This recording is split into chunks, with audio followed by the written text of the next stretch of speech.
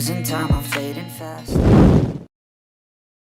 Teori Ducati tinggalkan Bagnaia muncul. 4 pembalap berpotensi jadi penggusur murid terbaik Rossi. Runtuhnya kebanggaan dalam kemenangan ganda di GP Jepang kini telah membuat Bagnaia kembali tenggelam dalam keterpurukan. Hasil balapan di GP Indonesia dan GP Australia seperti menandai kembalinya Nuvola Rosa dalam mode melempem. Bagnaia tidak berdaya di 2 seri terakhir setelah menang membanggakan di Motegi, Jepang yang sempat diperkirakan jadi titik balik. Bahkan sudah banyak komentator berujar bahwa inilah karakter asli Bagnaia yang selama ini dinanti. Kekuatan sebenarnya telah muncul. Namun apa daya, kedikdayaan dia hanya sekejap saja. Pembalap kelahiran Turin, Italia itu kembali jatuh dalam kubangan nestapa. Hasil minor yang kembali tersaji membuat masih Bagnaia di Ducati Lenovo lantas dalam sorotan. Rumor liar sudah mulai meramaikan sisi-sisi pedok di tengah pusingnya 3 kali juara dunia itu. Sebagaimana yang diterbitkan surat kabar La Gazzetta dello Sport Italia, hubungan Ducati dengan Bagnaia diprediksi sudah mulai rapuh. Apalagi dengan komentar Bagnaia yang terus bertentangan dan kontras dengan apa yang telah dilakukan pihak Ducati, terutama kerja kru tim mereka. Bagnaia terus menuntut dan mengeluhkan sejumlah bagian motor, sementara Ducati bahkan sempat bilang sudah hilang kesabaran dengannya. Perlu digarisbawahi bahwa yang menggunakan Desmo Sedici GP25 bukan hanya Bagnaia, melainkan juga Marc Marquez dan Fabio Di Giannantonio VR41. Di Gia kemarin masih bisa podium di GP Australia, sementara Bagnaia terdampar di posisi buncit. Bukan kebetulan bahwa Borgo Panigale sedang mempertimbangkan beberapa pembalap muda yang bisa menggantikan juara dunia 2 kali tersebut. Demikian prediksi dan ulasan La Gazzetta dello Sport Italia.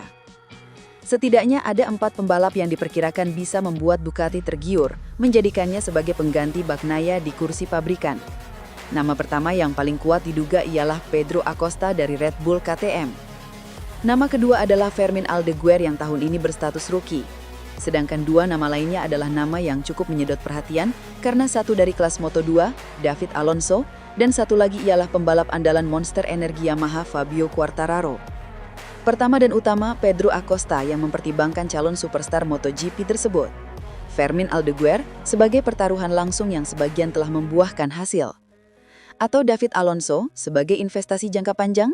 Belum lagi, sebagai tujuan bergengsi dan sedikit berjangka panjang, prospek merekrut Fabio Quartararo yang terikat kontrak 12 juta euro per tahun dengan Yamaha hingga akhir 2026.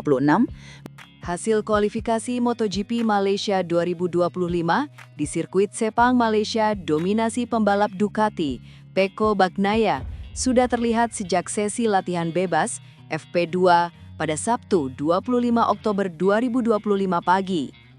Pembalap asal Italia, rekan setim Marc Marquez, itu berhasil melesat dan mendapatkan waktu terbaik di kualifikasi pertama. Ia kemudian melaju ke Q2 bersama Fermin Aldeguer. Pada Q2, Pecco Bagnaia sempat mendapat perlawanan ketat dari pembalap Yamaha, Fabio Quartararo, karena mendapatkan waktu 1 menit 57,195 detik. Namun di penghujung waktu sesi, Pecco Bagnaia mampu menunjukkan tajinya dan membuat Quartararo gagal menempati pole position dengan waktu 1 menit 57,001 detik.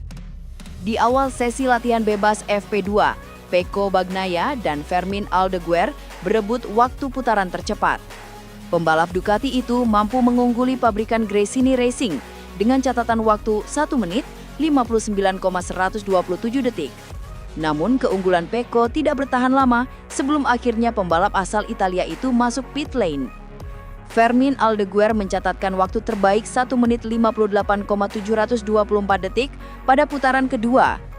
Di bawahnya diikuti oleh Fabio Quartararo dengan Alex Marquez.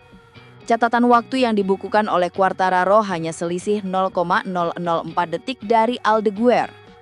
Pembalap Yamaha, Augusto Fernandez sempat mengalami crash di tikungan pertama sirkuit Sepang Malaysia saat sesi latihan bebas menyisakan 19 menit.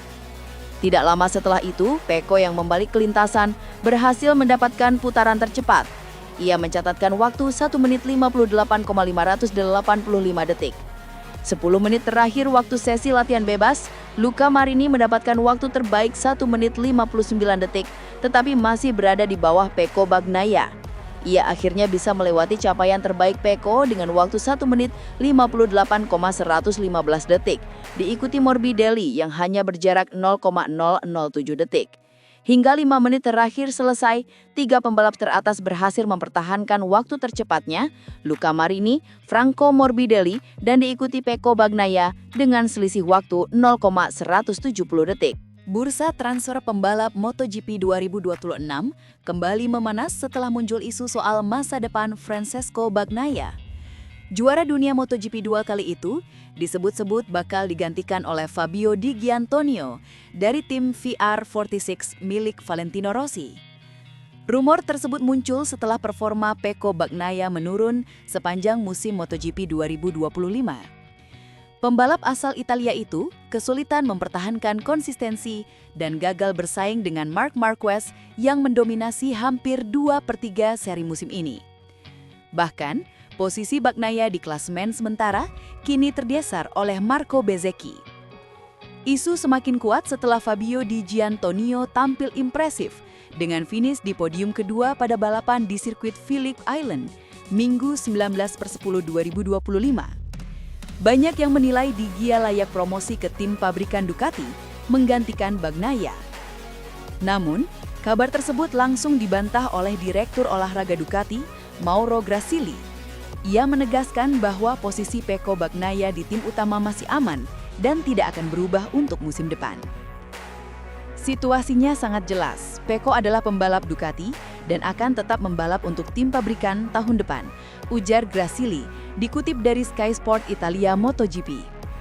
Grasili juga memastikan bahwa Fabio Di Giannantonio akan tetap menjadi bagian dari tim VR46 di bawah naungan Valentino Rossi.